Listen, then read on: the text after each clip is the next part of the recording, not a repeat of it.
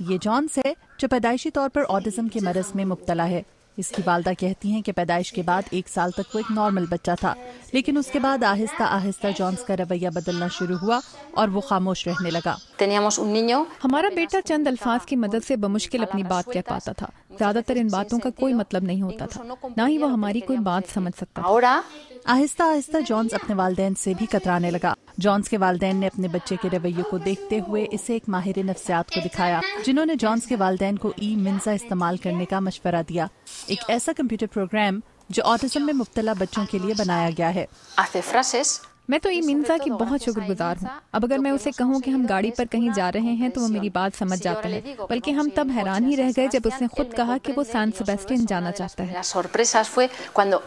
ای منزا تصویروں اور آوازوں کی مدد سے بنایا گیا ایک کمپیوٹر پروگرام ہے جس میں 4000 تک مختلف تصویریں ڈالی جا سکتی ہیں۔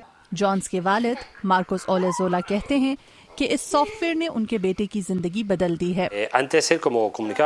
پہلے میرا بیٹا اپنی بات نہیں کہہ سکتا تھا اور چڑچڑا رہتا تھا، لیکن اب وہ اپنی بات سمجھا سکتا ہے، وہ پہلے سے زیادہ خوش رہتا ہے اور ہم سے زیادہ بات کرنا چاہتا ہے۔ ڈاکٹر جواکوین فینٹس ایک نفسیاتی کلینک چلاتے ہیں اور ای منزا بنانے کا بنیادی خیال انہی کا تھا۔ ان کی جانب سے کی گئی ایک تحقیق کے نتائج کے مطابق اس وقت اسپین میں 4 سے 6 سال کی عمر کے ہر 290 بچوں میں سے ایک بچہ آٹزم کا شکار ہے۔ ڈاکٹر فینٹس کہتے ہیں کہ یہ شرح اس سے کہیں زیادہ ہو سکتی ہے۔ دنیا میں ایسے لوگ بڑی تعداد میں موجود ہیں جو الفاظ کی مدد سے گفتگو نہیں کر سکتے، لیکن بہت سے لوگ تصویر دیکھ کر اسے ذہن میں محفوظ کر لیتے ہیں۔ لہٰذا ہم نے ایک ایسا سافٹ ویئر بنایا ہے جس میں تصویروں کی مدد سے بولنے کی صلاحیت کو ابھارا جا سکے۔ یہ پروگرام ستمبر 2011 میں لانچ کیا گیا۔ یہ سافٹ ویئر نہ صرف کمپیوٹرز بلکہ جدید فونز پر بھی ڈاؤن لوڈ کیا جا سکتا ہے۔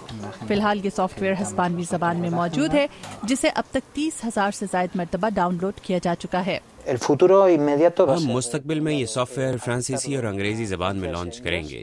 اس کے علاوہ ہم اس کے آئی پیڈ ورژن پر بھی کام کر رہے ہیں۔